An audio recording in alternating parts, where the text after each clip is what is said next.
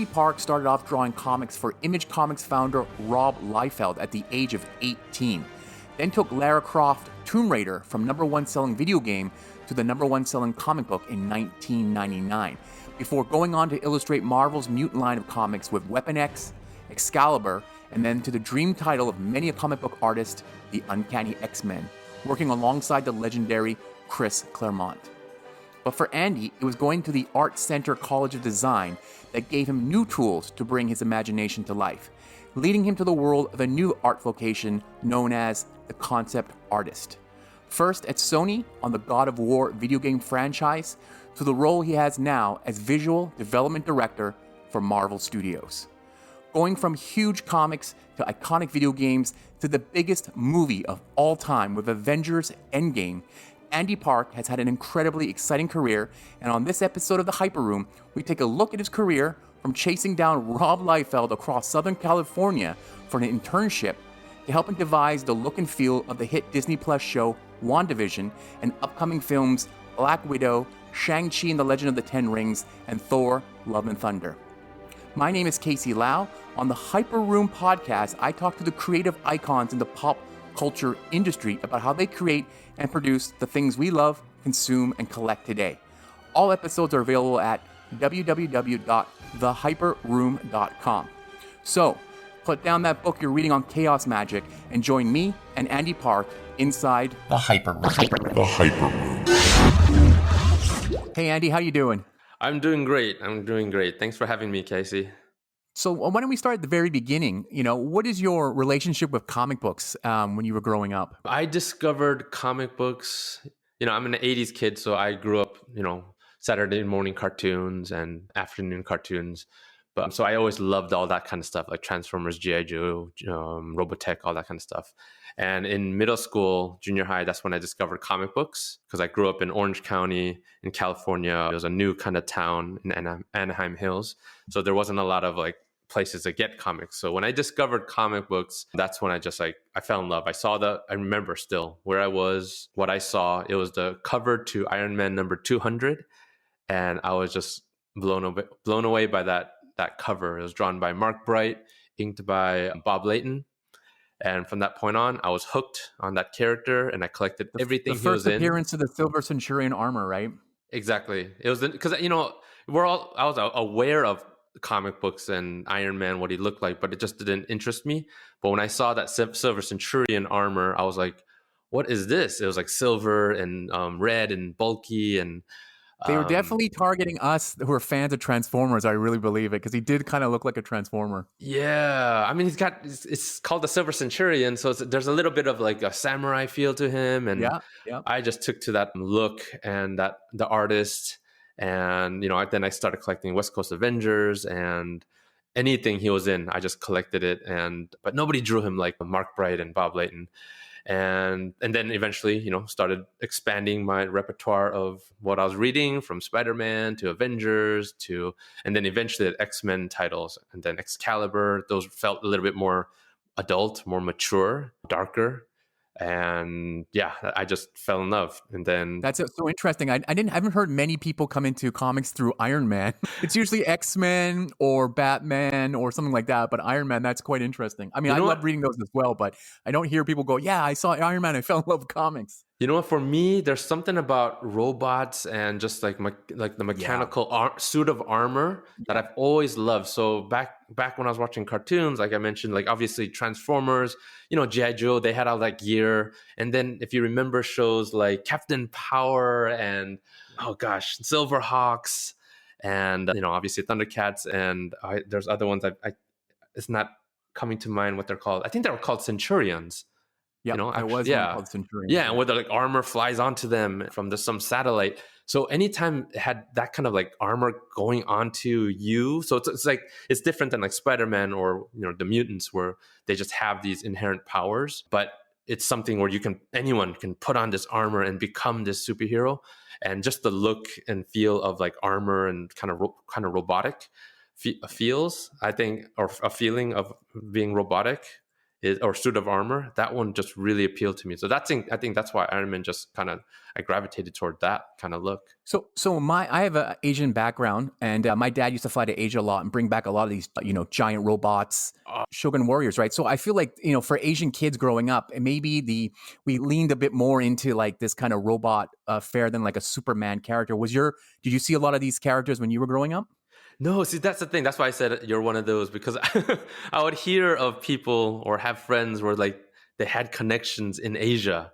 Like I didn't have those connections and then they would get like imports from like the toys and, remember Voltron was like impossible to get, like the toy and things like that. And back when Robotech was airing, like there was no Robotech toys really. So no, I didn't have the Asian influence. I was very Americanized. Everything I was watching, the only Asian influence I had was like the imports that came in, like Battle of the Planets. I didn't know it as a Gatchaman. It was Battle of the Planets, and then Trans Z, obviously Voltron. Yeah, and then I wasn't eventually an adult when you find out that Seven Zark 7 was not really in the Japanese cartoon. He was added by the Americans to censor a lot of the violence. It's so crazy. see. I didn't even know that. Oh, I read all these books on Battle of the Planets that recently came out in the last 20 years because I'm just like, oh my God, somebody researched those cartoons so much. And then you can find out there's like, I don't know how many I watch. I mean, when you're a kid, you don't remember the stories, right? But there's 80 episodes of that thing. And it's like very hardcore for the era, right? In Japan, I guess they didn't have as many censors looking at what the kids were watching. I just watched this video on Speed Racer, found out it's the most violent cartoon ever when it came out in Japan because nobody was looking at it. Really? Oh my gosh. Yeah, he has guns, he's shooting people, and all kinds of weird stuff is going on in that show. Wow. So, yeah.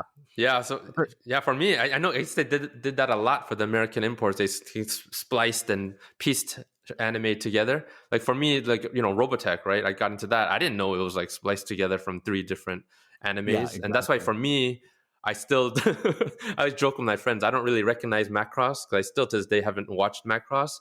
For me, Robotech is Robotech. Like that's Rick Hunter. Those voices and that storyline, that trilogy. Like that's Robotech. That's it. That's not. Yeah, exactly. Macross. I don't know what that is. Exactly. I'm the same. But I started to look at YouTube is just full of these videos of people who seem to really, really know the history of these things. So I'm watching these. Like, people are making like 1-hour documentaries on how Harmony Gold pieced these 3 shows together and how important they were in Japan by themselves. So it's super, super crazy. So you're reading comics. When did you start like drawing? Did you start to draw your own Iron Man comics, or did it come out later? I've always drawn, like as far as I can remember, even when I was 5 years old, winning some kind of like Korean like gathering contests thing. But I've always enjoyed drawing. So I think it's always something that I was encouraged because like, people would say, oh, that's a good drawing. So I think it's, it's something I wanted to continue doing, but it wasn't. And then obviously once I got watching cartoons, I remember on my VHS, like pausing them so that I can like know how to draw each of the Transformers because there's no way to know what they look like, each of them. And then comic books eventually, drawing those, copying those. And then I think around like high school is when junior high school is when I started like not just copying but trying to like do my own drawings or my own characters and first attempts at doing sequentials because at that time, especially in high school, I started having the dreams of like, oh my gosh, I would love to become a comic book artist, but it's one of those things where I never knew if I would ever become good enough. I knew I had some amount of talent, but I never knew if I could become good enough. But I did it not because I want to do it as a career. I did it just because I loved it. Who were like some of the artists that you looked up to? You're like, oh, I want to be like Mark Bright one day. Or yeah, he was probably like the first one that I was just like, who is this guy? And I looked for his name everywhere, Mark Bright. Oh my gosh. And then eventually John Byrne, and then Alan Davis, Mark Silvestri, so many artists. And then the day that I discovered a guy named Jim Lee, it changed my life. It changed my life because he's Korean American as well, right? So I can do it.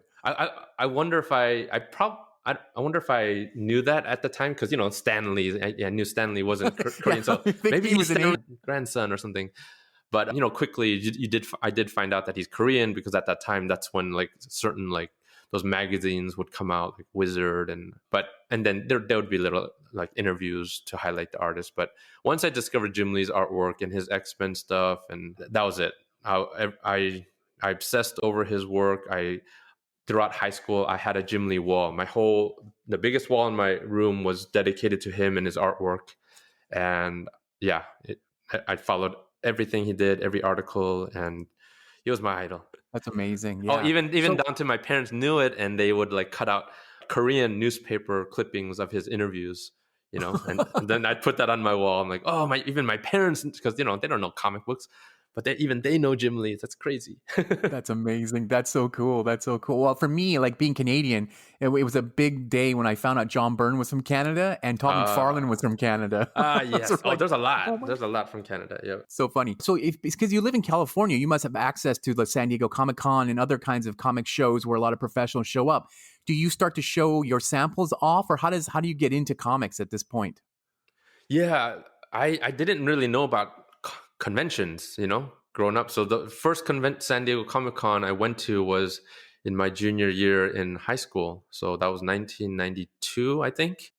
Blown away, because I'm like, one thing to know about me, it's like I don't know any artists. Like there's no art, like professional artists in my family. There's parents, siblings. None of my friends drew.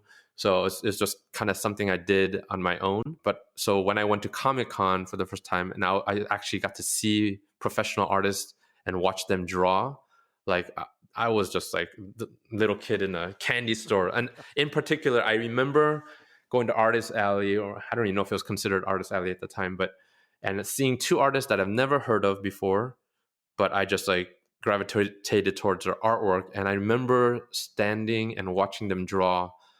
It was hard. I don't know if this is correct, but I always remember it this way. It was like I literally stood there for like 3 to 5 hours. I don't know if that's totally correct, but that's how I remember it.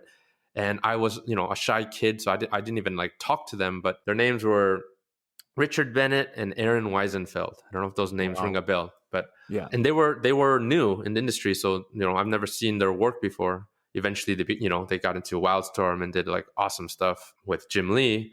But they were doing some like X-Men stuff, and I remember seeing their pencils, and I got a couple commissions from them and just watched them draw.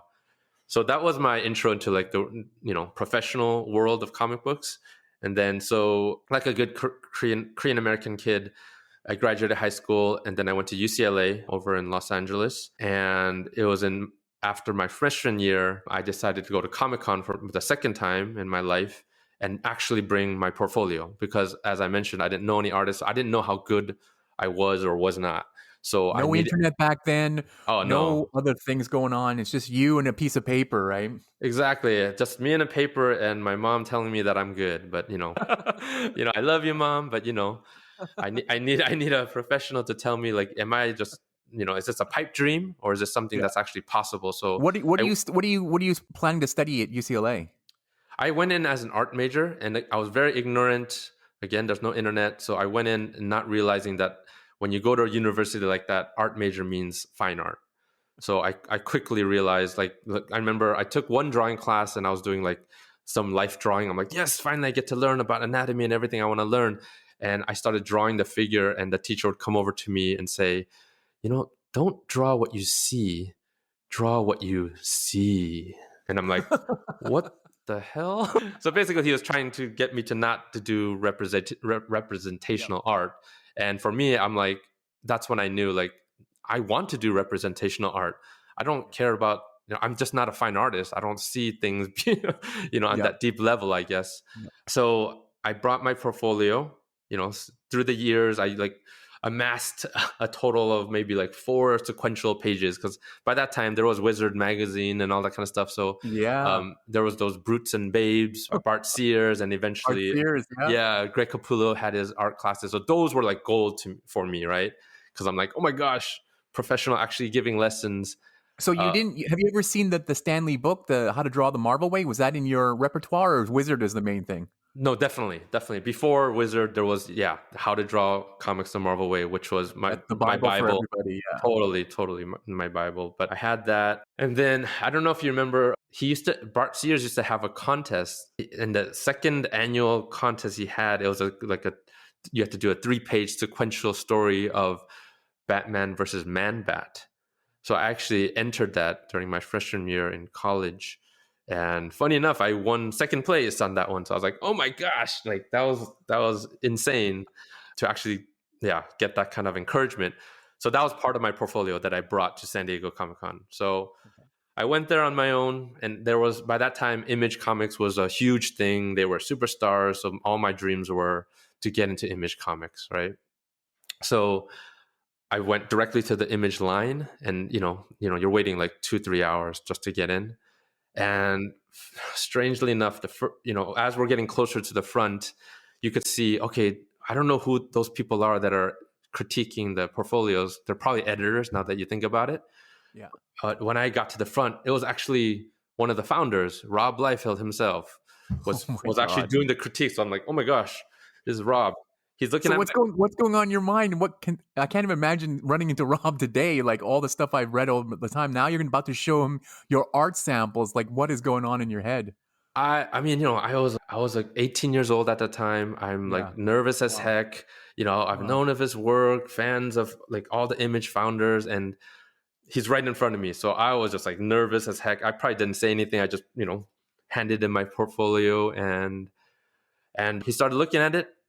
He's like saying, like pointing out things he liked, didn't like. And part of it was that Brutes and Babes contest. So he had some critiques, and then he ended with, so would you be interested in an internship at Extreme Studios? And I was blown away, because I was just like, oh, yes, of course, because all I was expecting was a critique. That's all I wanted, right?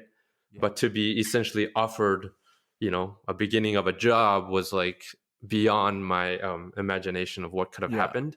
And 18 years old too. It's amazing. Yeah. So that's how that started. And then the following week, I went in, had a follow-up interview at Extreme Studios. It was in Anaheim, California. And when I had that second interview, he was basically saying, okay, you're almost there. So he didn't give me the internship right then and there. He says, he's like, you need to work on actual scripts so that you can draw from professional scripts rather than making up sequential stories from my own head, right? Yeah, yeah. So he gave me like a 12-page script, and I'm like, my whole portfolio was like 4 or 5 pages, that took me years. And he's like, draw this, and then, call me again, and we'll do another interview. So I'm like, holy crap. So what I did was, and by this time, sophomore year was starting, I had to drop out in order to, because I was like, I'm going to prove myself. So I spent, 12 pages. I'm going to do it in 2 weeks, right? I've never done that in my life, that many pages, and definitely not that fast. So I did that. I drew that, and I was in my apartment with my college mates. Do you know what was the story about? Was it like an extreme hero, like a Youngblood story or something? Funny enough, it was actually a Vogue book, the character Vogue. Yeah. Which is funny, because that's eventually I ended up drawing that book like for real. But I did the sample pages, and I tried calling him up, because he said, call me up after you're done. I did it. And it was one of those weird things where he's always in a meeting. Every time I called, Rob's in the meeting, the receptionist. Rob's in the meeting. And it got to a point where I'm calling every day, every hour. Because I'm like, okay, that's good. Yeah, he can't like be in a meeting all the time. I got the same thing every single time. Rob's in a meeting. So I'm like, what is going on? I'm 18 years old. I'm not sure what's going on. Yeah. Now looking back, I know he wasn't taking my calls. So what happened was, the Image heyday, they do a lot of signings. I found out, oh my gosh, he's doing a signing at Golden Apple, right? Over in Hollywood. Okay. Or is it Melrose or wherever it is on Melrose? So I went to that signing on a Saturday. It was, again, another 2-3 hour line. And when I finally got to the front to him, he looked at me, and he gave me that kind of face of like, wait, I know you. And I'm like, yeah, I'm the guy who like blah, blah, blah. And he's like, oh, okay, sorry. He's like, you know what? Call me tomorrow and make an appointment. And I'm like, okay, cool. And then again, the same thing happened. I called the next day. Rob's in a meeting for hours. And then I'm like, oh, and for days I would do that. So eventually, I think 2 weeks later, he had another signing over like in Anaheim somewhere. I went to that same thing, and I waited 2 hours, got to the front of the line. He did the same thing. And he's like, hey, okay, I'll definitely take your call. Call me tomorrow. And I kind of pushed that at that point, like, Rob, like you said that last time. And you're always in a Nobody meeting. has cell phones, no iPhone yet, right? Yeah, No. it was really difficult. So he's like, you know what? Okay, never mind. Just why don't you come to the studio tomorrow? And then, so I did. So I went to the studio, showed him my stuff, and he looked at it. He saw that there was improvement, but he still said like, oh, you still need, a little bit more work. You're just right there. So he gave me another like 7-page script to work off of. Okay. There's a long story. So it's like, basically I went through that back and forth of him giving me script pages. I would do the work. I would meet up with him. Eventually he handed me off to who was the art director at that time for Extreme Studios, Murat Michaels. So now it became a little easier to interact because, Murat would actually take my calls. Yeah. And then I could actually show him what I'm doing. And then Murat would like help me out. He would even like give me some roughs that he would do to try it out, to like do finishes. And then I did that. I did a couple rounds of that, and I was like right about to get hired.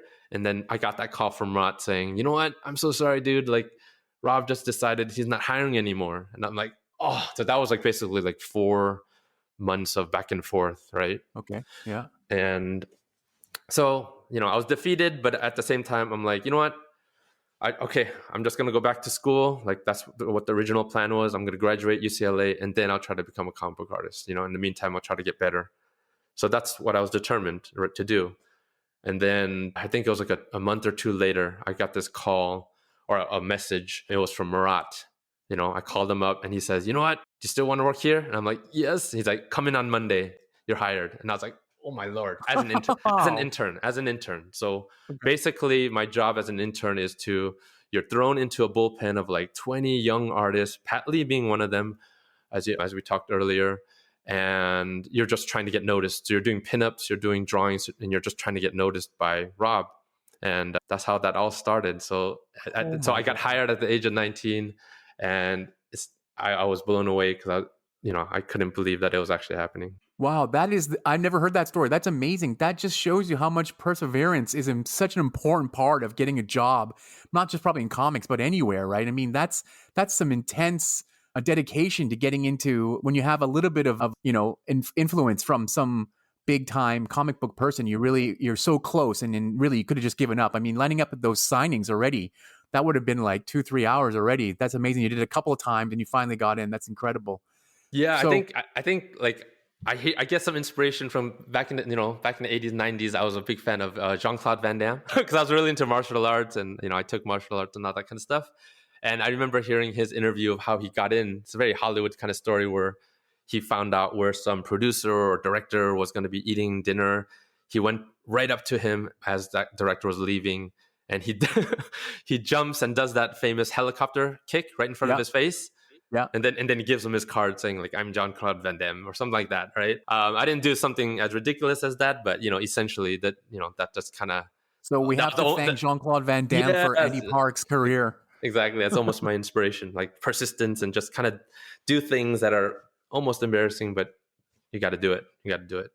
Well, when you're young, you definitely have that kind of enthusiasm. You can definitely do it, and you really wanted it. So that's great to hear. So, okay, so from here, you're an intern, but then when does Rob say, okay, you're ready to do an actual monthly title? Because I know that the thing about Extreme, right, listening to Rob's podcast is that they were actually producing quite a number of titles, right, compared to the other founders, right? Like McFarlane would only do Spawn and a couple of others, but Extreme was actually producing quite a bit of stuff. So I'm guessing you're a part of this, in artists' need for like so many artists to produce all this material.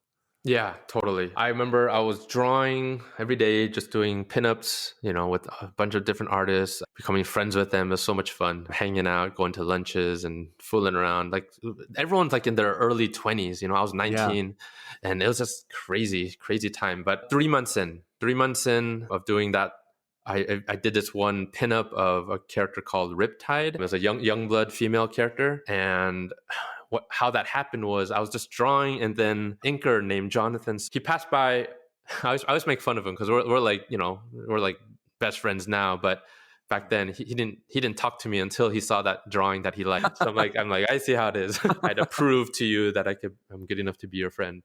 But he saw that drawing and he actually asked me, can I ink that? And at that time, you got to realize like he he was Rob's inker. He was like the veteran top dog. He was like him and Danny Miki, Norm Rapman. These were the top guys at inkers at Extreme. So of course I'm like, yes, please, like ink my stuff. He inked it and he put it on his desk. He kind of had it on display. Rob, of course, always goes to Jonathan's desk, and he saw that and he's like, who did that? And then he said, oh, Andy over there. And then instantly Rob came to me and said, you're going to be drawing the Riptide comic book. So that was your audition right there. Amazing. Totally. And so how many books do you think that you did at Extreme? How long did you stay there? I was at Extreme for about almost 3 years. I've been like 2.5, 3 years. Oh gosh, how many books that I did? Maybe like at least close to a dozen. And then a couple dozen more than that, like covers. There's a bunch of covers, but maybe about a dozen issues. That's kind of what I remember. And then at that point, that's when I decided that I wanted to pursue other things. So you went back to art school after that? Yeah, I mean, that's what it was, because at that point, I was doing well. I was getting better and better gigs. Eventually I got into Evangeline, which is one of their bigger books. And I was enjoying it, and I was improving and having fun. But there was something inside me, the artist inside me, that was like yearning something more. And what it was I've never had formal art training. Like all I know how to do is draw comic books, and specifically only how to draw with a pencil. Like I don't even know how to ink. I don't know how to color. I've never used paints. So there was this yearning inside of me that I want to expand my horizons and learn the formal training, how to see art, how to see color, how to design, all of that stuff, how to use different mediums. So I decided I wanted to go to art school, and get the formal education, because I wanted to be able to say, I'm going to draw comic books because I want to, not because I have to, because that's all I know how to do, So I knew I could always go back to comics, but I was in a situation where that's all I can do. So even if I want to do, let's say, animation, because I did have interest in animation, especially like the Disney features, like the animated features. Like there was part of me that's like, I kind of want to go in that career path, but there's no way I can, because I don't know how to do any of that stuff. So let me put a little context around this, right? So you're in Southern California. So you're working in Extreme and Image, but I think around, 96, 97, that market started to kind of top out, right? It started to actually slide downhill. So you could probably see a little bit like maybe this wasn't going to be that, there's a bubble that's about to pop. And at the same time, since you're in Southern California, you see Disney, you see animators, you see Pixar's coming up, you see all these things are happening around you. So you have these opportunities in front of you that a lot of other comic book, people drawing comics in other cities that are not so connected to Hollywood and things like that are not able to see. Would you think that is a correct assumption? Actually, no, okay. Because I know that does make sense, but I'm looking back and into my mindset, and I had no inkling that the comic book industry was where it was. Because if you, to put it in context, when I decided to leave is when Rob and Jim were doing Heroes Reborn. Okay. And that was like, that blew up the market, and they were making like tons and tons of money right off of that. That's why listening to Rob Liefeld's podcast, Robservations, I'm hearing the behind the scenes stuff of like, oh my gosh, I didn't know any of that stuff that was going on during that time. All I saw was like the numbers of like, holy cow, like Captain America Avengers was making gangbusters, right? And when I actually quit, that was the scariest one of the scariest moments, especially, I'm still young at that time. And I remember going to Rob's office with the intention to quit. Right. And I'm like, oh, Lord, because, we were all scared of him at that time. I didn't have that much interaction with him through the years. He's my boss. So you're just scared of him. So yeah. I went to him and I just said, I want to leave. He actually offered me the Avengers, like if I give you Avengers and I gave you Jonathan Sabal and I gave you this page rate, like, will you stay and continue? And it wasn't about that. I wasn't there to negotiate. I wasn't leaving because I was unhappy. I was actually very happy and grateful for everything he's done for me. It's just, I just wanted something new to pursue in my life and my career. That was the reason, right? So I turned him down, and then years later, then I see in hindsight like, oh wow, the industry is starting to go down. That was just I was just lucky, I guess. But you went. So how long did you go to art school for in this time? I went to art school for a little over 2 years. It was a 3-year program. I went in as an illustration major, and it was exactly what I wanted. The exact opposite of the UCLA art major. Where every day I'm doing figure drawing, figure painting classes specific on head drawing, head painting, using gouache, oil paint, like Art Center College watercolor. of Design, right? Yes, in Pasadena, California, Art Center College Yeah. of Design. And then, color theory, perspective, like everything that all the foundational stuff. I didn't All learn the any. stuff that would definitely serve you so well in your current position at Marvel Studios, which is amazing because Exactly. that's the secret origin of your career from extreme to the Art Center College of Design. But after Yeah. the school, you came back to comics, right? Because I know you drew Tomb Raider for Top Cow, which was like the #1 comic of that year, right? Yeah, yeah, because I had the intention of graduating just like UCLA, but when I took one break and I had one more year to go, and you know, a guy named Matt Hawkins who I got to know at Extreme Studios because he was like an editor for over at Extreme, and by this time he started working for Top Cow, and before that, right before he was on Top Cow, he had his own creator-owned book called Lady Pendragon. Yes. So while I was at art school, I did like just some comic book work for him. Just there's not much I can do, but a little bit, like some covers and maybe like a one issue thing. And then he got into Top Cow, and then he started like, hey, do you want to do like this Fathom pinup? And I'm like, oh, sure. I love Top Cow. I love Mark Silvestri. And then like a couple fill-in pages for Ascension. And then he called me and said, hey, they're doing a big event, like I think it was Witchblade and Darkness, like crossover. Like, do you want to be the artist for that? And I was like, oh crap, that's a huge deal. But I'm like, dang it. Like, I want to finish, school, right? And then he called me a week later. He said, think about it. And then he called me a week later. He says, you know what? Never mind that. Scrap that. I have something else for you. Tomb Raider, Lara Croft. They got the license. They're going to be doing this book. And it was that call that I was like, oh crap. Like by that time, Lara Croft is an icon. She's never had a comic book besides the one or two shots that Michael Turner did. So I knew that was going to be a huge book.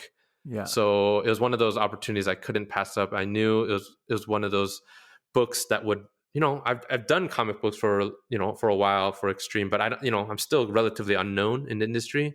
So I knew Tomb Raider would be one that would put me on the map, so to speak. So it was one of those offers that I had to take it, and so I dropped out of college again. My Korean parents are so proud. I always say I have 4 years worth of college experience, 2 years at 2 different colleges, but 0 degree. But yeah, I did Tomb Raider, and I drew that for 20 issues. That's the highlight of my career. I got Jonathan Sabal, my dream inker, to be my inker. Nice. JD Smith as a colorist, and Dan Jurgens as a writer. So like, it was the best experience of my comic book career. And 20 issues, Wow. I'm very proud of that, long run. There was some fill-in issues by other artists, but 20 issues is like the longest run I've done. A couple years ago, Dark Horse did this awesome, I don't know if you've seen it, it's this oversized reprint of all the Tomb Raider Top Cow books. I even did like a forward for it. It's awesome. It's like, it's not 11 by 17, but it's way, much bigger than the average comic. And it's like reprinted the whole thing. And so it's beautiful. Great. So after you do 20 issues, then Marvel Comics calls and gets you to start doing covers and things like that. And somehow, full circle now, you're drawing X-Men comics. Yeah, that was like a bucket list. Like, I knew like X-Men was my all-time favorite. I started off with Iron Man, but it was X-Men that was my ultimate love in Marvel comics. And I was always a Marvel guy. I didn't really read DC. Those characters I didn't identify with them, or it didn't speak to me as much. But the Marvel character, so I always wanted to do X-Men.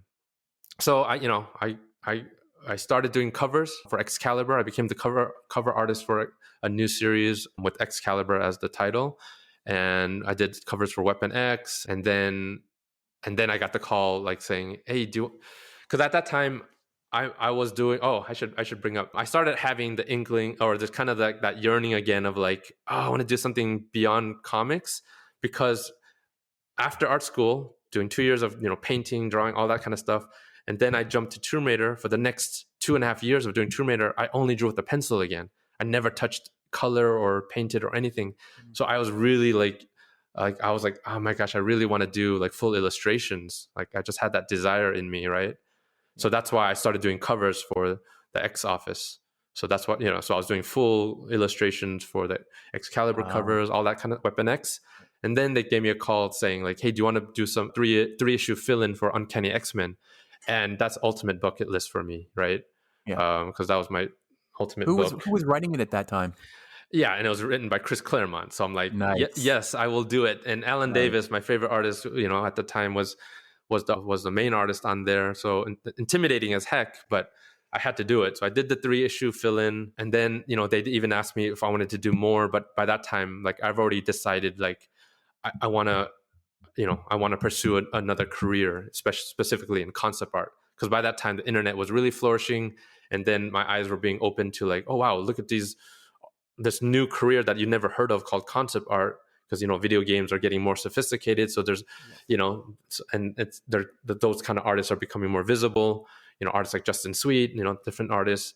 And I was like, oh my gosh, they're doing full illustrations, they're doing character designs, environment designs, creature designs. I'm like, I think that's something I really want to pursue, right?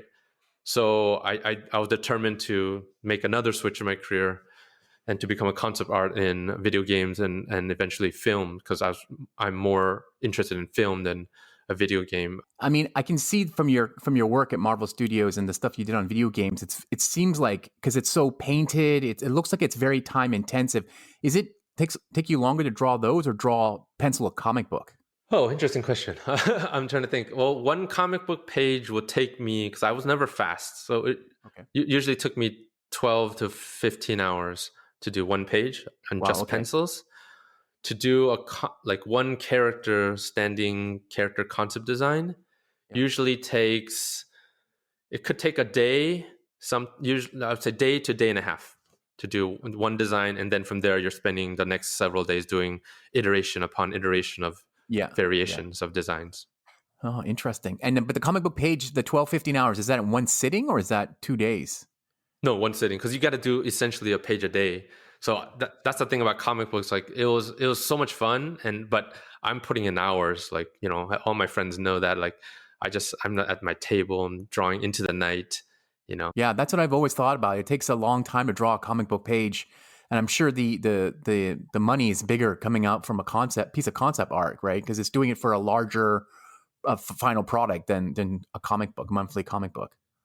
Yeah, at least in my experience, yes. Like once I jumped into the concept field, the if you just break it down to hourly, it was much more than what I was making in comics. And especially because if I was like Greg Capullo, like I heard he can do a page like in three hours, then his hourly rate is very nice, right?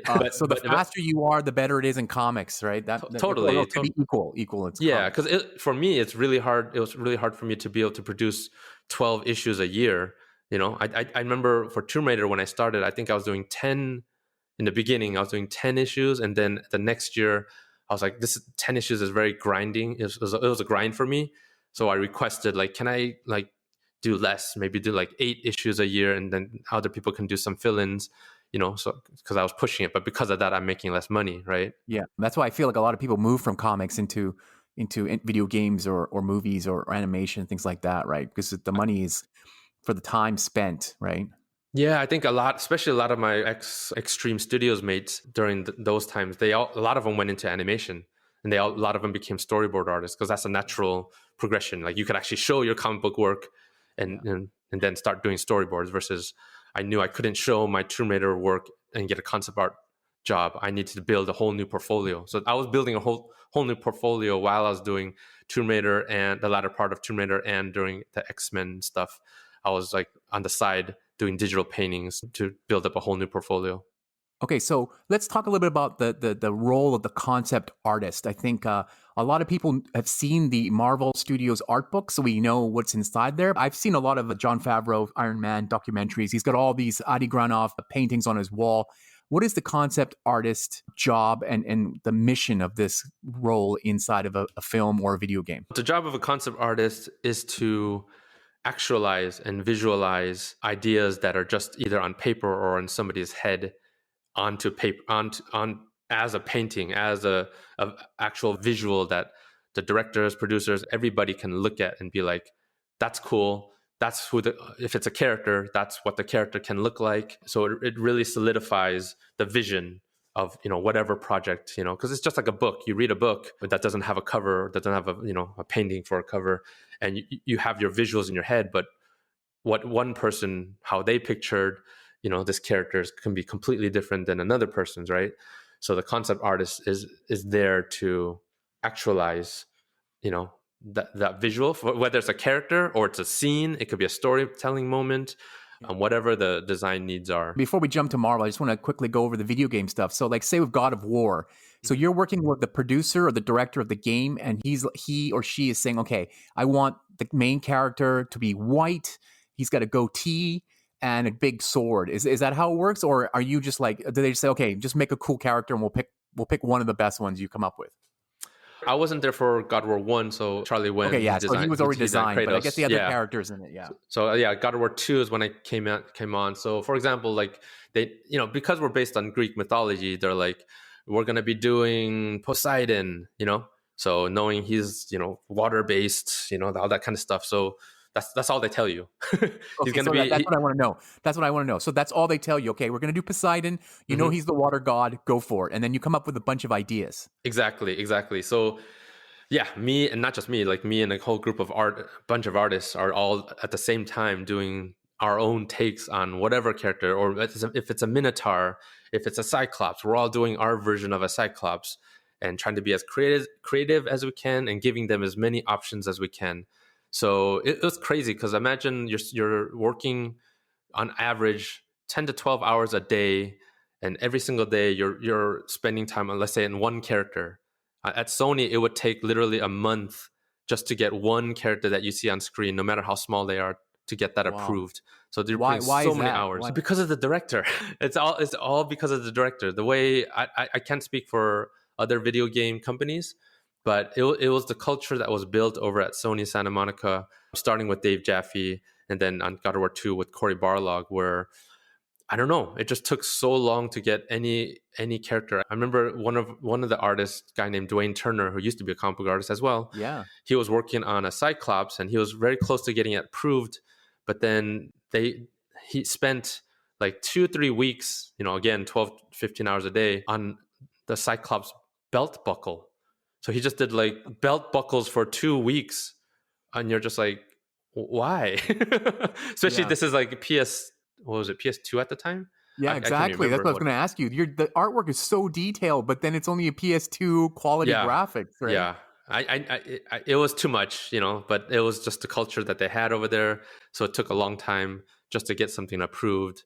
And again, and another example is I spent a month, my very first month or two that I got hired there. It was a big culture shock from coming from comics. Yeah. And I spent a month doing this one character, a boss character, is one of the Sisters of Fate. And it came down to me and Dwayne Turner. Like they liked both of ours, but they couldn't decide on one. So every single day or every week, we would show our work and they would give notes. So we started incorporating stuff that they like about each other's. And at the end of the month, they couldn't decide. They brought us into a room, put the two pieces on the wall, and basically said, "Everyone vote. Which one do you like better?" It was grueling and painful to watch and sit there. And eventually, they picked Dwayne's, and I just, so that's like a month's work of work where I have nothing to show for it. Okay, so that is so interesting. Yes, because if you were drawing comics, you'd have an entire issue of Tomb Raider or X-Men done in that same time.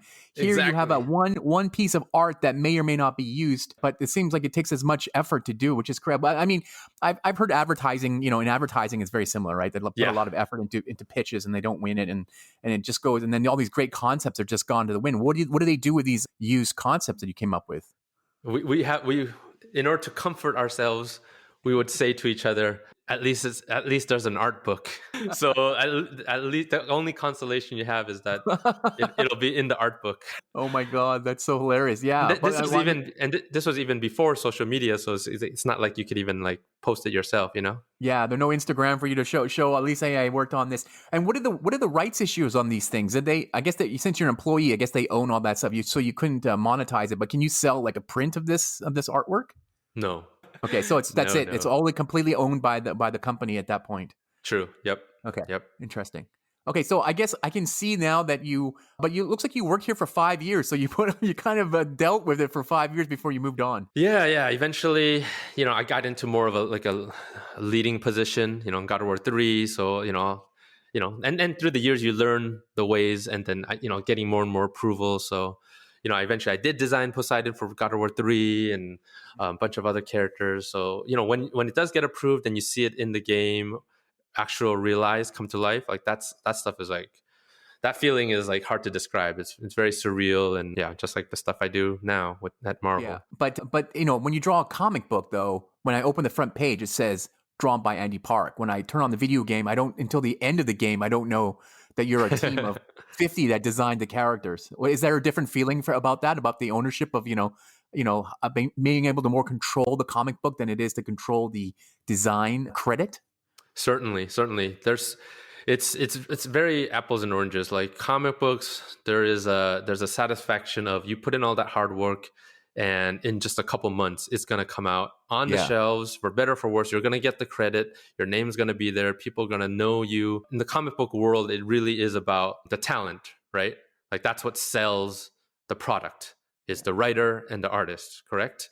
And when it comes to video games, that the talent doesn't matter. Like when it comes in regards to the sale of that game, so one difference is, like I do all that work, a lot of times that game doesn't come out for like anywhere from 2 to 4 years. You're putting that much work, and then finally your game comes out, and then even then, no one looks at those credits, or they don't care about that credit. So and no one buys God of War because, oh, Andy Park designed stuff on there. Exactly. It doesn't matter, who designed it. It matters to artists and to us, but it doesn't matter to the public. So that's a huge difference between comic books and video games. Is there an award ceremony for artists for games? I think there is now, like in E3, I think they have like character design, something like that. Yeah, they do, right? Yeah, but only now. Not in the old days, though, right? No, that was so that's why I think so many artists in the entertainment industry, including film and video games, like it, especially now with social media, like it's on us to promote ourselves, and that's why that's why we do it, because like when people watch or play the video game, or they watch the Marvel films, I always tell my coworkers, nobody looks at a design like Hella or Ant-Man and be like, that's an amazing design. I'm going to now Google who designed this. Like the mass public don't care. There might be some, but for the most part, 99% of the public don't care. All they care about is like, that was awesome, or I hated it, So it's kind I of have to say though, us.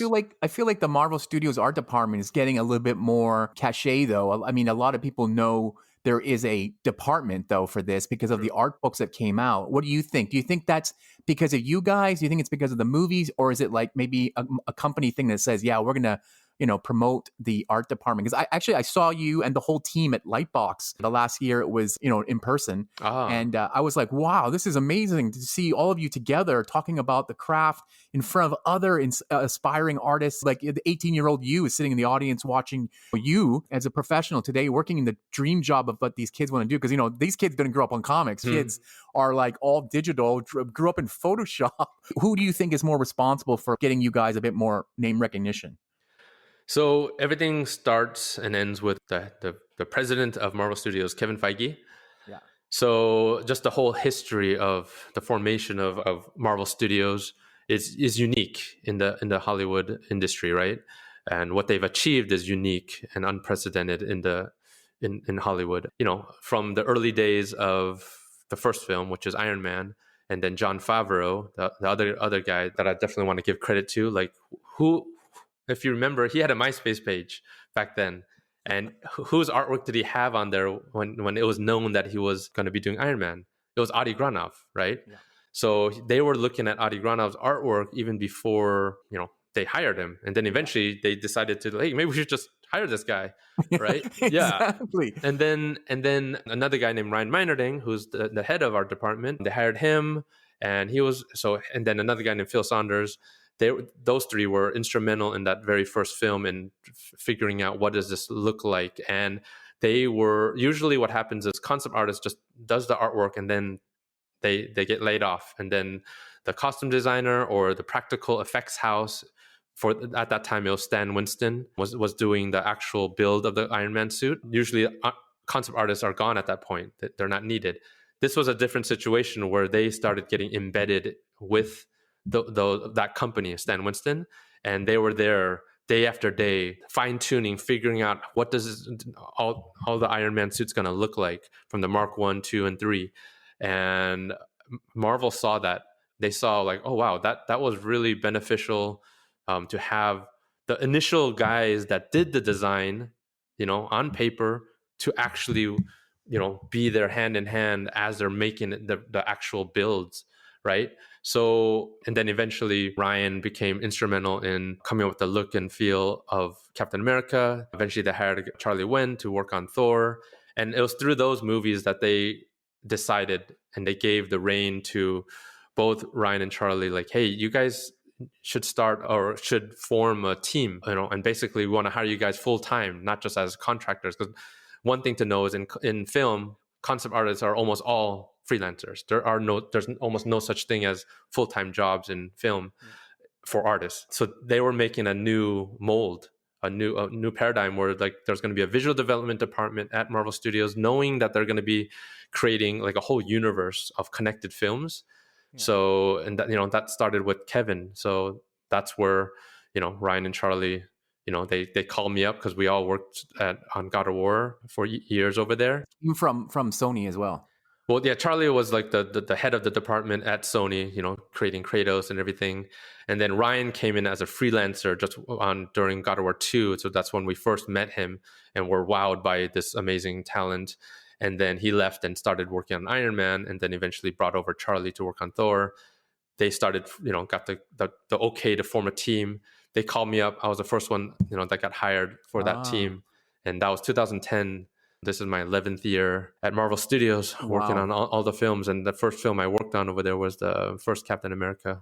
So that's how it happened. And it's Kevin Feige. He's the one who saw the value in artists and the initial concept design, and being able to see that through, even working with costume designers. That's another part of our job that we do that people don't really see that part, because it's the actual build where we'll like have conversations with them. We'll go to fittings. We'll, give them assets, all the kind of stuff. There's a lot of conversations going on between us, and whether it's like studios like Legacy Effects or Film Illusions or Ironhead Studios, or working with costume designers to realize our initial concept design that we do, and then having that come to life either on an actor or if it's like a CG character. Yeah, that's how it all works. It's amazing.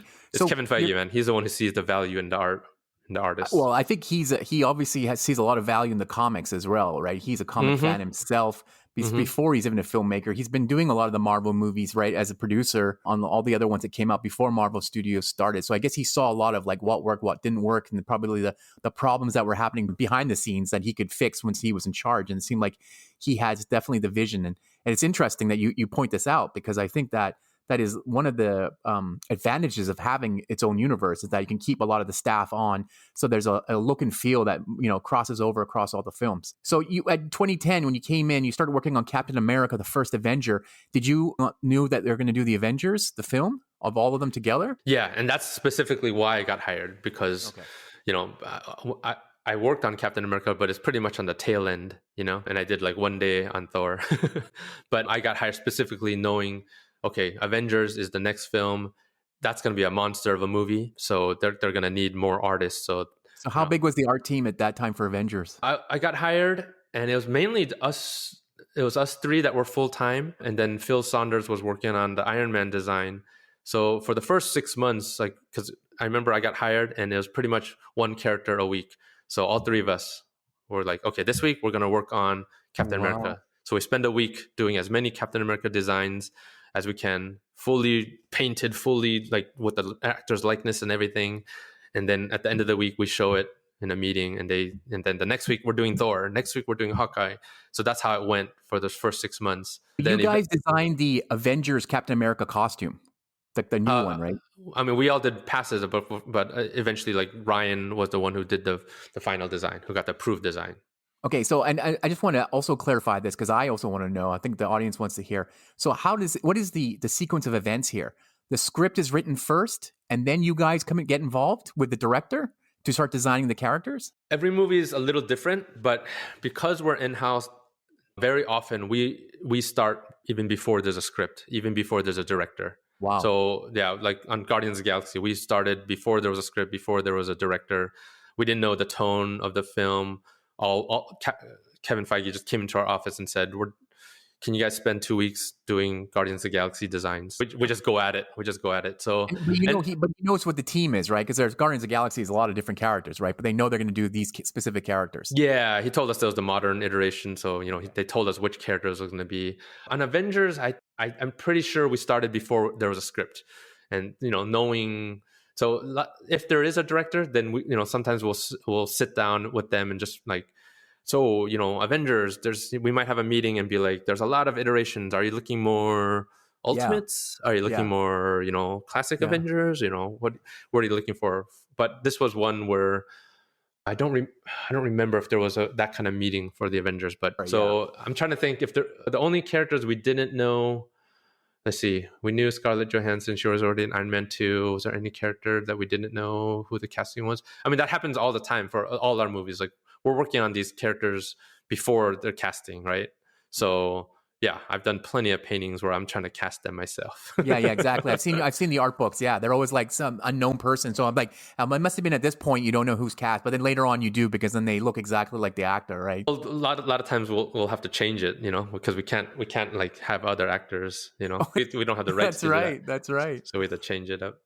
Amazing. So, like, what you're saying now is you're working on stuff at different parts. Kevin Feige is kind of like an overlooker of the whole thing, right? So even if, say, Joss Whedon or James Gunn comes in, it's got to stay somewhat consistent with the world, right? It's not like, I'm going to have a guy that doesn't look anything like he does in the comics or whatever. There's got to be a consistency that the fans and Marvel Studios are trying to achieve. Is that true, do you think? Yeah, and I think that's part of the reason why we exist, right?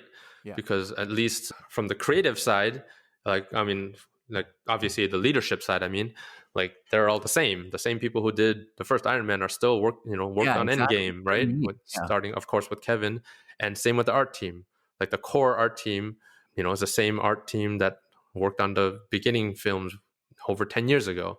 Of course, through the years, we have all different artists and some artists come and go. But there is some kind of foundation that we have, and that's why our department exists. What was the most challenging of the movies that you worked on so far, do you think? Oh, man. What was the most challenging movie? For every single movie, there's always that one character that just, is impossible to get approved. And then eventually, everyone, it's all hands on deck, and we're just, we're not getting it. And a lot of reasons it's not necessarily because the artwork, it was because as we're designing, they're still trying to figure out the stories, and a lot of times they're going in one direction, and then weeks later or a month or two later, they're like, you know what, we're scrapping all of that direction that we were going. So we're going this new direction. So that's why it's a moving target, basically. So if it was just like, we knew this is the script, it's locked from day one, but that's not the way films are made. Films are constantly evolving and changing. You could be working on a movie that's in production right now. If there is that, or no, that's definitely not going to happen. They're definitely locking this before they start shooting the cameras, or no? I mean, for the most part, once it starts shooting, yeah, then the story's pretty, for the most part, solid and locked down. They'll make like little adjustments here and there, but because they can use CG to change anything at the last minute, right? Yeah, things like that. Things like they can add. I think they did stuff like that on Endgame, or even after they've finished filming, they're still trying to figure out those suits, the time suits, right? I've seen that many times. Those were made at the last minute, right, before they shot. That's one that Ryan led. I didn't lead that film, but I worked on that film. But for that film, that was the hardest thing to get. For Thor: That must the have Dark been a World, very stressful time then. Yes, I mean each of them. I'm trying to think back. Like for Thor: the Dark World, it was the Dark Elves that took 6 months to get approved. Over 300 paintings between 3 artists, myself included. For Guardians 2, Ego was the hardest thing to get approved. Between many artists. For Ragnarok Hella, I spent a good 6 months on her design because she's just got so many different elements. But that was one where it's like they like the design, but now it's just all the minutia of what does she look like without her mask? What does she look like with smaller horns? What does she look like? Oh my Just God. so many That different Hella versions. design is fantastic, by the way, Andy. I Oh, thought that was a thanks. real standout character of all the movies, actually, to date. You think about it, you took so much from Jack Kirby's design, but it brought it to life. It's just amazing how it looked and how, you're right, because I don't think in the comic her mask disappears, right? But you're able to do that because you got to show the actress beneath it, right? But it just works so well the whole Oh, time. yeah, I appreciate that. And I give so much credit to Taika because he was really pushing for like, I want Jack Kirby. I want Jack Kirby. That was his thing that he always said. Is it easier to work with a director if they're more familiar with the material? I want to say yes because I think a lot of, and we've seen it in Hollywood, right? There's like a fear going into a comic book movie because it's like, there's also all those examples of past movies where, you know, essentially you can tell like they're embarrassed by the source material. Exactly. Right? So they just shy away from their designs or the stories or whatever and try to make it more quote unquote real. I think Marvel Studios has done a great job. And you mentioned before, because Kevin Feige's, he's the president, he's our leader, and he's a fan of the comics. Like Taika Waititi sounds like a comic book fan, and so does Joss Whedon, of course, but I don't know about the rest of them. Yeah. I mean, sometimes we don't exactly know like how much of a fan they are coming in, and others you do know, like just like you mentioned, Joss and Taika. But I think the more they're familiar with, I think it is easier because then it's easier for them to embrace like the icon. And they can just refer, like, make it more Jack Kirby or more Gene Colan or like kind of Steve Ditko, and you're like, oh wow, Totally. this guy knows all the people, right? Yeah. Totally. So how far ahead are you now? Can you talk about like what are you working on right now? Or no, probably not. Well, everyone's watching WandaVision, so that was one that I was working on. Even I was working on it last year, and then Last year, okay. There was stuff I was still doing last year, and then Black Widow, that one's like supposed to be out early last year, and then Shang-Chi, that's supposed to come out this year. I worked on that, and then Thor: Love and Thunder. Yeah. So they're filming that now, are they? Yes? Yes. And then, so that one I was working on all last year. That was really fun. And currently working on Captain Marvel 2 and Ant-Man and the Wasp: Quantumania. Okay. And those movies are coming out in 2 years or 3 years from now. You know better than me. I don't remember the dates when these movies come out. I forgot, but definitely, the shooting dates will be, a lot longer. I mean, they just announced, while we're recording this, they just announced Spider-Man 3's title, and it's coming out in December of this year. So we know they finished shooting. So that means the rest from February to December, they're going to be doing all the special effects and getting it ready for hopefully release into cinemas. But the other ones, I mean, I guess they're still kind of cautious on COVID filming times. But those have been the announced lines. So we know that you're working on them right now from a design standpoint. And but those images, they won't be released to the public, right? We're not going to see anything until we see maybe a trailer, right? And then we'll see your art at the Art of Books after the film comes out. Yeah, that's typically when a lot of times they do release stuff sometimes, right? Like I guess for WandaVision, like I did that keyframe poster image of Paul Bettany and Elizabeth Olsen on the couch, you know, that, and then there's a shadow of them in the background. So that's an example of a keyframe that I did. It wasn't meant to be like, oh, draw a poster. No, it was just a moment, a key moment for the show. And then that's another part of my job. We're not just doing character designs. We're doing those kind of illustrations to really, that's an example of when they put that on the wall and all the heads of every department for that show can look at it and be like, okay, that's what we're going for. That's the direction. This is the look and feel. To get the whole entire production department on the same page as the director, right? This is what exactly it look like. This is the character costumes, look and feel. And so everybody's like, okay, I got it. We'll go towards it might not be exactly one-to-one, like I want that couch, but it's meant to inspire, you know? So that's really fun. So stuff like that, and some artwork that I've done for Black Widow has come out, but nothing's come out yet for like Shang-Chi but eventually I'm sure they will release some stuff here and there. But definitely the art books after the movie projects or show comes out. Are you proud when the art books come out? Yeah, the art books are special because we get to, showcase not only my own artwork, but a big part of my job as the director of visual development is I lead a team of artists for every project that I do. So I have a whole bunch of full-time and freelance artists that I hire, we bring on, and we get to show off all their amazing work that they did for that whole whatever, anywhere from 6 months to a year working on that project. And then we get interviewed. So if you even bother to read all the words that are in those art books, like we talk about our design process or our thinking or little stories. And then for me, for the projects that I lead, like I'll get to do the covers, and I'll do an afterwards. I'll talk about my experience and all that stuff. So the art books are definitely special, and it brings me back a little bit to the feelings I got when I would have a comic book published. Because there's always something about when you get your artwork published. There's a special feeling there. I love reading the art books because I'm almost more interested in the process behind where, looking at all the designs for Thanos. Like, you have the captions alongside of it, but I'd love to have see the meeting between everybody. Like, what don't they like about this? What do they like about this? What should be heightened? What should be downplayed because they know the whole story? I know they'll never release something like that, but it's so interesting to see those commentaries on, just recording a commentary on a piece of art that you guys are pitching would just be fascinating for just for educational purposes. Oh, totally. And I think a lot of times when we post our artwork, or this is an unapproved version of this character, and then you see the comments and people are like, why didn't they go with that? You hear things like that.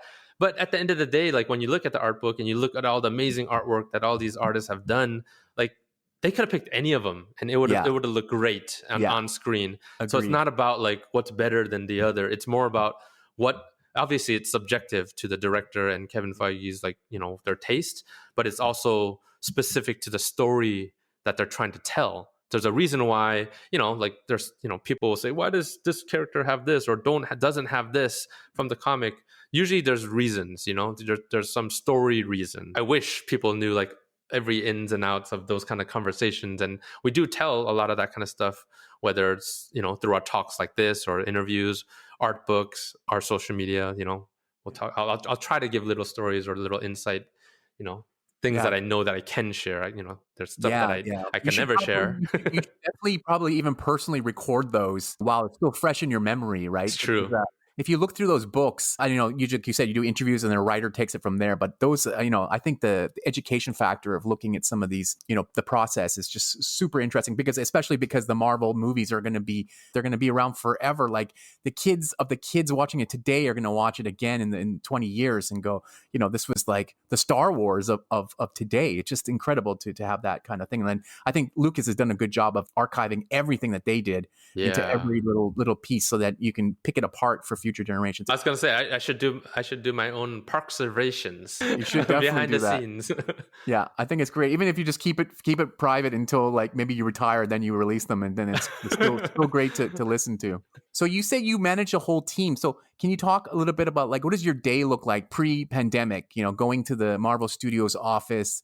I believe it's in Burbank, and you go there and you have your team. How many people in your team? What does your day look like? When you get there at 9, do you turn on your computer? You use Photoshop? What's that look like? Yeah, I drive over to Burbank and at the historic Disney lot that Walt Disney created way back. When was it? I don't know, in the 30s or decades ago. And we have our office. It's a big bullpen, a stable of freelance artists. And then, like myself, Ryan, some of us will have our own offices. So I have my own office where, I go turn on the computer, do all the, all that, checking the emails. And there's always, every single day, there's tons of emails from different departments, whether it's the costume department or the art department or producer requesting this or director requesting this, figuring out what meetings I have, because there's so many meetings I have almost every day. And then I have to check in with my artists. So the artists, depending on how many films, like right now I'm leading two films. So I have about 12 artists that I'm juggling. Okay. So I'll, go over to their desk. We'll have conversations or have them come over to my office and kind of I'll check up on what they're doing, get any art direction or any kind of direction, or if they're doing fine, just keep going and reminding them of the deadlines. That's kind of a daily basis. And then, whatever meetings I have, socializing, of course, here and there. And then we go to lunch. That's a highlight. Wow. Yeah. That's always a highlight, to go to lunch, because that's the one time when I get to really socialize with my coworkers and just kind of forget about work. We could talk about work, but just kind of relax and eat. I love food, so I'm definitely like a foodie. But and then go back and start, the same thing, whether there's meetings, and then I try to find time to actually do art. So ever since I became like a leader, it became much harder and harder to actually do the artwork because I'm just inundated with the responsibilities of my job. But so there's many days where it's like 4 or 5 p.m. and I'm like, I haven't done one brushstroke yet. Oh, wow. So it's like, then I'll try to scramble and do some artwork. And then, eventually I'll come home for dinner, and usually I have to do at least another couple hours just to kind of catch up, quote unquote, because I feel like I haven't done enough of the painting part of my job. And then so that's daily, and then usually weekly we'll have a big meeting. So whatever day it is, whether if it's a Friday or Tuesday, where I'll gather up all of the artwork that the artists have done, and I'll present it in a big room with all the other heads of every department, and Kevin Feige, the director, everyone's there. There's about 20 people. It's very intimidating, and we put it up on the screen, and I'll go over each of the artwork that we've done. We'll talk through it, and it's a chance for them to just say whatever they want. They can critique it, they can make fun of it, they can ooh and ah at it, they can be silent, whatever. It's meant to get conversations going, and then ultimately, eventually, to get a approval. And then we'll get all those notes. I'll go back, relay that to the artist, and rinse and repeat until we get an approval. So it sounds very collaborative then. It is. It's very collaborative, and that's the fun part of it, because every artist, and that's part of the joy of my job, is hiring these artists, and every artist has their own style, voice, their own sensibilities. So when I dole out assignments, I use that, to my advantage, because I'm like, okay, I know this artist is, will give this kind of sensibility, but I need variety. So that's why I'm going to pair them up and do, this other artist is going to do their version of that same character. Because for pretty much any character that you see in any of our movies or shows, like there was several artists who have done takes on that character. And at the very shortest, like any of those characters took a month's worth of work, but usually it's much more than that. Usually, 3, 4, 5, 6 months of work just for that one, sometimes that one costume that you see. It took that much on the concept phase. That's only the concept phase. And then from there, it goes to the costume designer. And then they take another 3, 4, 5, months of, and working with them as well to try to fine tune that to get the actual costume that you see on screen. Yeah, so because sometimes your drawing can't be done in real fabric, right? So exactly, yeah. So things will have to be adjusted, and I have so much respect for what they do, because it's one thing to draw it on paper, but then they have to make it work on that particular actor who's got their own particular body and things that they can and can't do, and they have input as well, the actors, or they're like, oh, this is uncomfortable or whatever, so it's so much work just to get that one suit that you see on screen. And then just a quick question on your tools. I've been watching your YouTube channel. It looks like you're using Photoshop to do your art. Yeah, almost. Yeah, 99% of what I do is Photoshop painting. I do some ZBrush and Keyshot and some Modo, some 3D modeling when it calls for it. And you use a Cintiq to draw, or how do you do it? No, I mean, I know a lot of concept artists do. I just use the good old Wacom Intuos 2 tablet. Okay. I've used the Cintiq before, but I'm just more comfortable just using the old school tablet. And was that a big change for you? Did you learn that at the school, or is it just something you picked up as you went along? Yeah, when I was in school, digital wasn't really big yet, so I had to learn how to paint digitally. So basically, when I first started Photoshop and learning digital painting, I learned on Corel Painter. That's another program. I know, and then Photoshop, and it was a learning curve. I'm trying to translate the stuff that I learned on traditional and basically transferring that into my paintings, and that's essentially how I paint digitally. It's like the way I would paint kind of, traditionally. But of course, with digital, you can do a lot of different things that you can't do in traditional. I was watching some of your drawings on your channel. I know they're sped up because you're telling me it's 2 days worth of work, but on the YouTube, it looks like you're doing it. I wish. No, what are you talking about? They weren't sped up. I'm just fast. No. Yeah. You mentioned before we started the call on this interview, you were on call with Australia. Can you talk about that? Does that mean like if right now they're filming, they need you to do some art right now and you'll like do it? There's different conversations that will be had, sometimes different needs that come up once in a while. But yeah, they're doing some like filming over there right now, right? On Thor, Love and Thunder. Okay. So Wow. So it's yeah, interesting. So you're still involved even during the process of the filming. They might need you to, do some a visualization for them at the last minute because they found a new set or a new idea or something like that. yeah, things always come up because we're not only doing designs just before they film, because a lot of times either they come up with the ideas, like during the process, Yeah. but a lot of times, most of the times we're not doing it during their filming, but a lot of times we do it after post, because then once they go into the VFX stage, that's when they're like, oh, especially on, like with Thor Ragnarok with Hella, like they knew that was going to be a CG character. So I did a lot of work in post production where I'm doing like furthering designs of what does her helmet look like, what do her antlers look like. They'll even give me shots from the VFX companies and to kind of help out. So I'll do paint overs on those to be like, okay, yeah, that looks a little weird, or this is kind of what it needs to look like. I can give them options and present it to Taika and the producers, and then they hand that over to the VFX saying, okay, yeah, we like this look. So yeah, those things happen. Sometimes even full characters that they decide to throw in, they're like, hey, let's do this CG character, and if that happens in post. Interesting. And then just last couple questions. So right now we're watching WandaVision as we're recording this. This is toward the end of the series.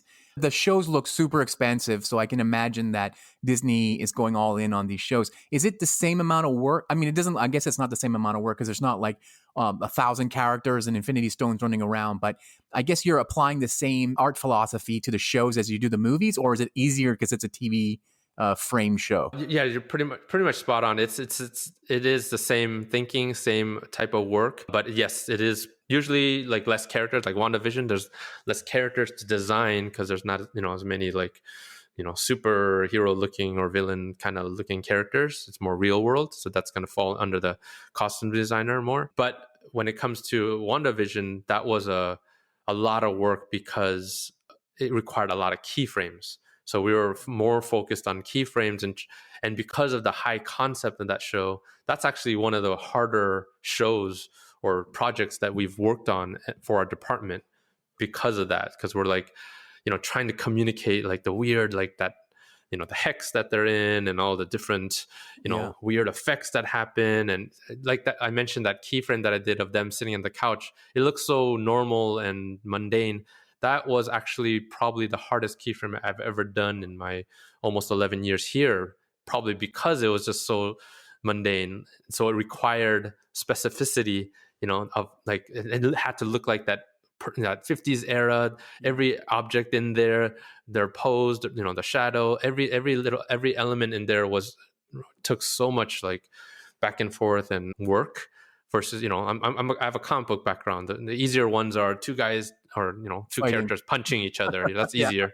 That's more, yes, easier and more fun. But two people sitting and talking and laughing, that's hard. That's really hard. That's really hard. I can imagine. I want to talk about the newest episodes and what's in it. But does somebody come into your department and say, here's a copy of West Coast Avengers 45 with the white Vision on the cover and go, yo, we're going to do this? They didn't hand us the West Coast Avengers, but I've known of that because I was a big West Coast Avengers fan. So me too. I'm waiting for the white Vision to show up. I know. So we've all known about like those kind of iterations and those storylines. Yeah. So yeah, they told us early on what was going to happen. So like from the get go, we're doing designs of that kind of stuff. So exciting. Okay, before I let you go, just I see you're very active on social media. Can you talk a little bit about the places that people can find your work at? Yeah, sure. It's pretty easy. Everything. I'm on Instagram, Facebook, Twitter, YouTube, ArtStation as well, and everything is the same. It's at Andy Park Art. So ANDYPARKART. So check me out, follow me. I try to post semi-regularly. Yeah. I see you have a shop here that's coming soon with your original stuff. When are you going to have your own original art? Yeah. That's always been one where I intend, that's an intention, but it's like my job keeps me so busy. So like, because I have like an art book that I made, I have some, I only take commissions traditionally at my convention appearances, just because I used to take them like through email and people contact me. I just don't have time anymore. So eventually I'll have stuff to sell, but for now, not really. So what will be your first convention when we go back to real life again? Man, I'm hoping for San Diego. So I'm thinking next year, San Diego. Yeah. Hopefully. I think everybody will be going to San Diego Comic-Con 2022. It's gonna be crazy. It's like people will have hotels booked all the way back up to LA. Just drive down every day. But then it might not be a good idea. We'll restart the pandemic by everyone going to one place. Exactly. But I can just imagine, like, in 2 years of no Comic-Con, people are just dying to go to that show. They should make it longer or have like 2 or 3 of them a year so they can make sure that not so many people go to it, right? Yeah, they're gonna. There's a lot of figuring out for the future for all these conventions and all these events. Like, how are they? Just like movie theaters, they have to figure things out. Like, because will it be back to normal? I'm not sure. Yeah. So, what does your next 5 years look like? Are you're set with Marvel Studios, continuing and helping build the universe there? Yeah, I mean, I know that question is always tough because I did not expect when I got hired in 2010 that I would be talking in 2021. Wait, that sounds crazy. Even when I said that, like, did I say the numbers right? That's correct. 2010 to 2021, that I'd be here and that we would, that Endgame was becomes the highest grossing movie of all time. And we're doing Disney Plus shows. And like, there's no way I could have predicted any of this. So 5 years from now, they made those announcements, right? Kevin Feige at that investors meeting. Yeah. So there's a lot of stuff coming out. A lot of stuff coming, so many things coming out. So the future is bright. As a fan and as a professional, I'm so excited. I love that WandaVision is being received well.